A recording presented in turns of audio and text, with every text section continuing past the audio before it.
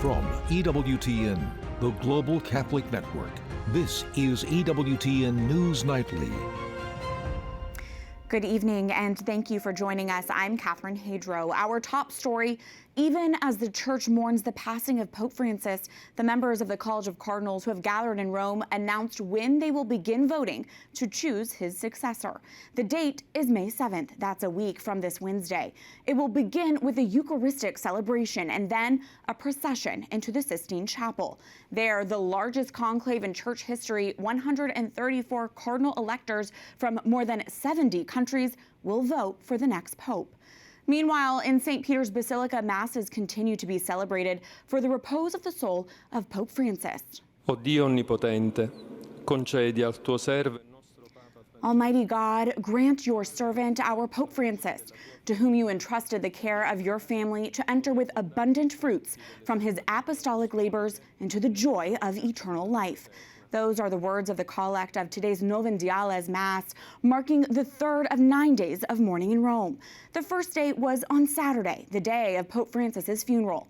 EWTN Vatican journalist Valentina De Donato reports on the impact of that day. The funeral of Pope Francis. 6 days after his death, a somber and beautiful goodbye to the Holy Father. Oremus. As mourners from around the world come together to pay their final respects to the Pope among people. That was how Cardinal Giovanni Battista Re, Dean of the College of Cardinals, described the Holy Father during the funeral Mass at St. Peter's Square. A pope attentive to the signs of the times and what the Holy Spirit was awakening in the Church. He said, recalling the Pope's mission to make the Church a home for all, especially society's most marginalized. Rich in human warmth and deeply sensitive to today's challenges, Pope Francis truly shared the anxieties, sufferings, and hopes of this time of globalization. He gave of himself by comforting and encouraging us with a message capable of reaching people's hearts in a direct and immediate way. A sea of people flooded St. Peter's Square. Hundreds of thousands turned out for the solemn event, marked by sacred music and a moving homily about the legacy of Pope Francis and his impact on the Church. Cardinals, bishops, priests, world leaders, and the faithful were equal in coming to remember the Pope who always reminded us that we all belong to the same human family. At his funeral, a hopeful sight. In a secluded corner near the entrance doors of the Basilica, the presidents of the U.S. and Ukraine spoke in hushed tones about reviving the efforts to end Russia's war with Ukraine. Pope Francis' pontificate is largely remembered for those pleas for peace. His global trips showed how close he was to those suffering the impact from one of the most unjust human-made disasters, war. To me, he was always a source of inspiration. He was a good man, and it shows that even in high power, there can be good people, restoring faith in the system, And I mean, to me, religion is a core belief of mine. It helps you get through tough times. And my belief of God really helped me through tough time. That global reach Pope Francis made was even more evident at the funeral, according to young pilgrims here originally from the Jubilee of Teenagers. Paying respects to the former Pope. He done a lot of great things, helped many people, children. He supported environment change, helping cancer awareness. I was sick once. It's really important to spread awareness. I thought I was invincible, but then I got sick. And now I'm here. I'm fortunate to be here. I think it's important because it gathers around everyone from different nationalities, different age gaps, and they all come together to celebrate a very special moment, probably something that does not happen that often. I mean, through this we can remember how much the Pope did for everyone, especially to us youth. And as Pope Francis left St. Peter's Basilica for the last time, some 150,000 people lined the streets to pay tribute to the Holy Father. In a historic procession, the coffin traveled in the Pope mobile to the Basilica of St. Mary Major to be entombed. This is a shift in recent tradition. Pope Francis wanted to be buried there instead of the Vatican due to deep devotion to Mary and his wish to be accessible to the people. On Sunday, members of the College of Cardinals visited Pope Francis's tomb, and they gathered to pray Vespers, led by the Basilica's coadjutor, Archpriest Lithuanian Cardinal Rolandas Makrikas, allowing the faithful to take part. And according to the Vatican, an estimated 20,000 people had visited the tomb by the end of Sunday, drawing even more people to discover the ancient Marian shrine. In Rome, Valentina Di Donato, EWTN News Nightly. As the church prepares for a new pope, the College of Cardinals is holding meetings every day before the conclave begins. EWTN had the opportunity to catch up with several of them over the weekend. Church needs first and for all to be close to the people, to be attentive to the real needs of the people, especially the poor. You remember? There was a cardinal who said to Francis once, don't forget the poor. You know, all of us will forget the poor. We are looking for a zone of comfort. Yeah? So don't forget that. That's the first one. Look at the reality. Be close to the people. I hope we will have a pope who should be a father of the church. Even the word pope, papa, is father. So, and also a pastor. We need a pastor who takes care of the church, very close to the churches, and to visit the churches, to listen to the problems of the churches, but also a catechist who teaches faith, because there is a vacuum in Europe, no more values. At today's meeting, 180 cardinals were present to help with the administration of the church. Just over 100 of them are electors who will vote for the next pope. Due to Pope Francis's death, the Jubilee year has continued under a modified schedule, including the Jubilee of Teenagers over the weekend. It has a gigantic meaning behind it, and I never thought I'd really be here, because I had been here once before, but never thought I'd be here with a group of religious people and with all these people who have the same beliefs as me. I think it's really so important to have this type of family, found family behind, around you. Here at the Jubilee, I'm having a great time. It's a spectacular experience that absolutely has to be lived. It's important, in a way, we're the next generation of the church. I would like to be a priest when I'm older, so forming and learning about the church and figuring out ways I can help and participate in mass and events. I think it's nice to see young Catholics getting involved, and it's a great opportunity for young Catholics to get involved, yeah. So it's really amazing to be here, and it's great to see all the young people here as well. Well, it means that the church is creating a place for young people, and I'm very grateful for it. The canonization of Blessed Carlo Acutis was originally scheduled to be Sunday, but has been postponed. Still, thousands of teenagers were able to attend Pope Francis's funeral on Saturday and the second Novem Dialis Mass in his honor the following day, bringing joy to a city in mourning. On the eve of Divine Mercy Sunday and in Thanksgiving for Pope Francis, the Sanctuary of St. John Paul II in Krakow, Poland, organized a special global event of prayer and music inspired by St. Faustina's words, the Symphony of Mercy.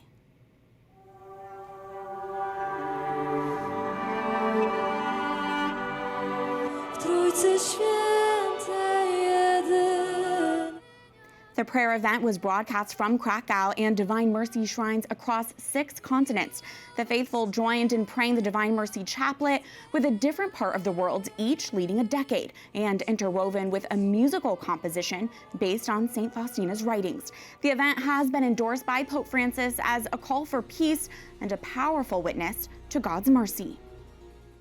There was a strong congressional showing at the Pope's funeral. Leadership in both the U.S. House and Senate sent Catholic lawmakers. 15 members secured the much sought-after spots to be in St. Peter's Square. Capitol Hill correspondent Eric Rosales talked with several of them and joins us with more. Eric?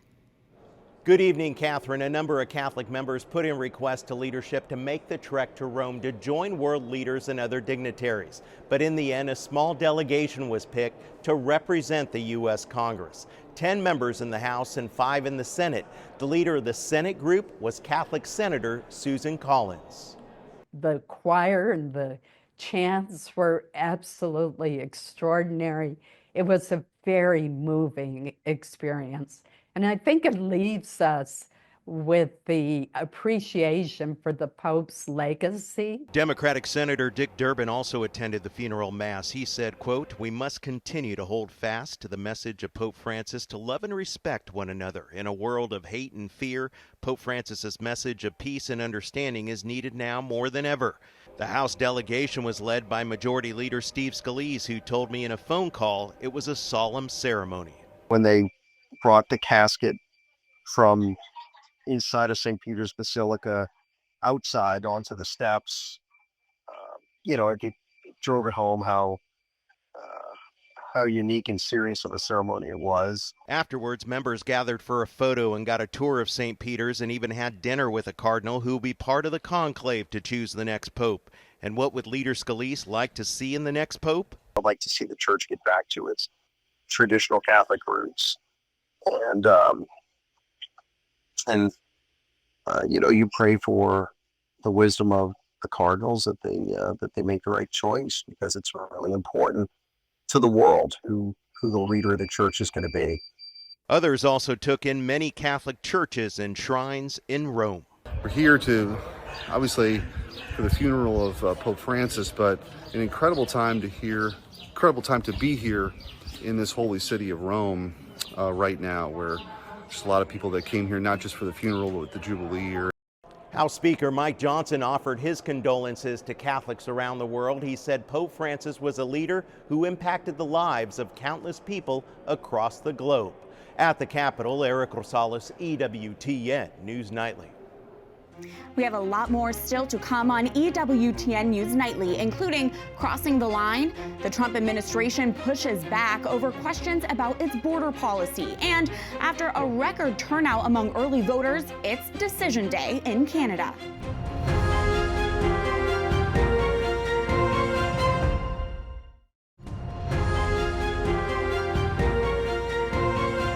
Welcome back. The White House declares America's borders are now secure, more than at any point in history. And border czar Tom Homan says he has the numbers to prove it. At the same time, the Trump administration's immigration policies continue to come under fire. White House correspondent Owen Jensen reports. Catherine, good evening. Take a look. The posters up and down the driveway behind me, the White House says, are images of the worst criminal illegal immigrants arrested since President Trump took office. Border czar Tom Homan says President Donald Trump's policies are saving lives every day. When President Trump has illegal immigration down 96%, when 96% less people are coming, how many women aren't being sexually assaulted by the cartels? How many children aren't dying making that journey? Homan praised the men and women of the Border Patrol and ICE who are protecting national security and removing threats daily. While you're all sleeping at 2, 3 o'clock in the morning, there are men and women out there enforcing the law and making this country safe again. And we're going to keep doing it. Full speed ahead. But the Trump administration's immigration policies criticized as well. In Wisconsin, agents arrested a Milwaukee judge accused of helping a man evade immigration authorities. There's no way that we would have treated a much more dangerous criminal the way we treated Judge Dugan. And that's what's essentially pathetic about this situation. Meanwhile, more than 100 immigrants suspected of being in the U.S. illegally taken into custody during a raid at a nightclub in Colorado Springs. Press Secretary Caroline Leavitt also discussed the recent Operation Tidal Wave in Florida. Nearly 800 illegal aliens were arrested during the first 4 days alone. Among those arrested were a Colombian murderer, alleged MS-13 and 18th Street gang members, and a Russian with a red notice for manslaughter. And in recent days, federal authorities deporting young children who are U.S. citizens, along with their Honduran-born mothers, raising questions about who is being deported and whether the immigration crackdown has gone too far. But the Trump administration says it's keeping families together. So when a parent says, I want my 2-year-old baby to go with me, we made that happen. They weren't deported. We don't deport U.S. citizens. The parents made that decision, not the United States government. The Trump administration is marking 100 days in office this week. Tom Homan today, the Treasury Secretary tomorrow, and later tomorrow, President Trump delivers remarks in Michigan. At the White House, Owen Jensen, EWTN News Nightly. Russian President Vladimir Putin has declared a 72-hour ceasefire in Ukraine for next week to mark Victory in Europe Day. The Kremlin says the truce will run from May 8th through May 10th to mark Moscow's defeat of Nazi Germany in 1945, and also urged Ukraine to follow suit. Ukraine is dismissing the move, saying if Russia truly wants peace, it must cease fire immediately. As we mentioned earlier, this follows the meeting between Presidents Trump and Zelensky at the Pope's funeral. The White House, which is trying to broker a peace deal, responded to the Kremlin's move. I understand Vladimir Putin this morning offered a temporary ceasefire. The president has made it clear he wants to see a permanent ceasefire, first to stop the killing, stop the bloodshed. And while he remains optimistic he can strike a deal, he's also being realistic as well. And both leaders need to come to the table to negotiate their way out of this. This morning, thousands of Europeans woke up to no power. Regions of Spain, Portugal, and France were hit with a blackout, affecting airports, shops, and public transportation. Here are the cities across the Iberian Peninsula affected by the power outage, including parts of France. Subways were out of service, including phone lines, traffic lights, and ATMs. Crews have been working to restore power, saying it will take about 10 hours to fully restore all electricity. The cause of the power outage is still unknown. Turning now to Canada and an incredibly shocking event in Vancouver. During the Filipino festival on Saturday, an SUV rammed into a crowd, leaving at least 11 people dead and dozens more injured. Just the sense of community that was destroyed by some senseless guy. It's just, I'm really mad and really angry about this whole situation. Police are saying they do not believe this was in any way an act of terrorism. The suspect, a 30-year-old Vancouver resident, has been charged with multiple counts of murder and remains in custody. This comes as Canadians hit the polls this morning in an election largely overshadowed by tariffs, economic uncertainty, and suggestions from the White House that Canada could become the 51st U.S. state. Under new Prime Minister Mark Carney, the Liberal Party is seeking to extend its decade in power. Conservative leader Pierre Poilievre says Canada first. He wants to slash government funding, cut down on the country's bureaucracy, and get rid of environmental laws. A record 7.3 million Canadians cast ballots before Election Day. Up next on EWTN News Nightly, Praying for the Church, an initiative from the U.S. bishops and how you can join. Plus, it's the biggest study of the abortion pill ever, and its findings could shake the debate.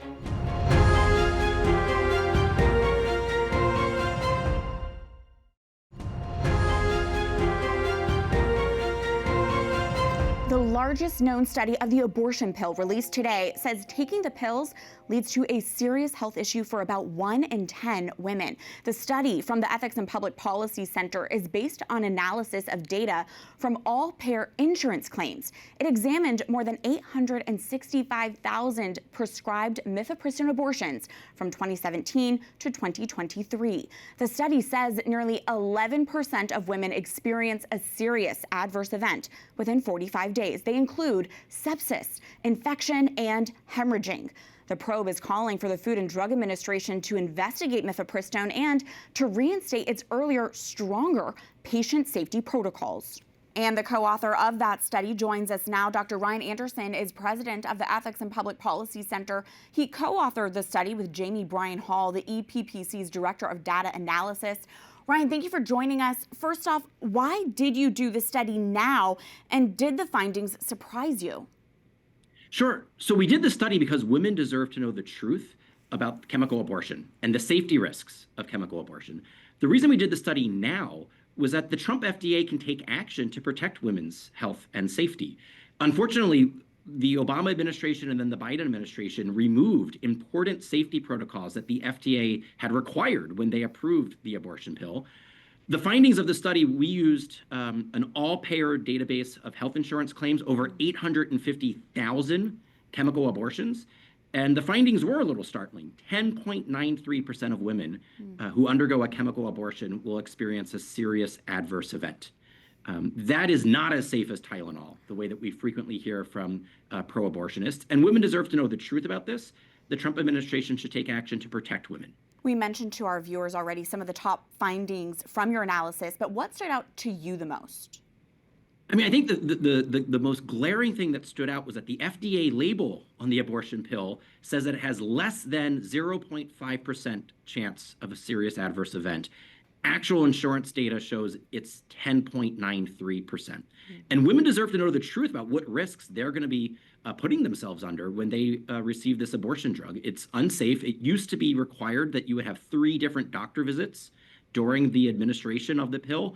No longer the case. It's allowing telehealth. It's allowing mail order abortion pills. Doesn't even require a doctor to be prescribing the abortion pill. We saw, for political reasons, both the Obama and the Biden FDA eliminate these important safeguards. So we're calling on the Trump FDA to reinstate the original safety protections. And just a follow-up on that, Ryan, are you optimistic the Trump administration will do so and reinstate those guardrails?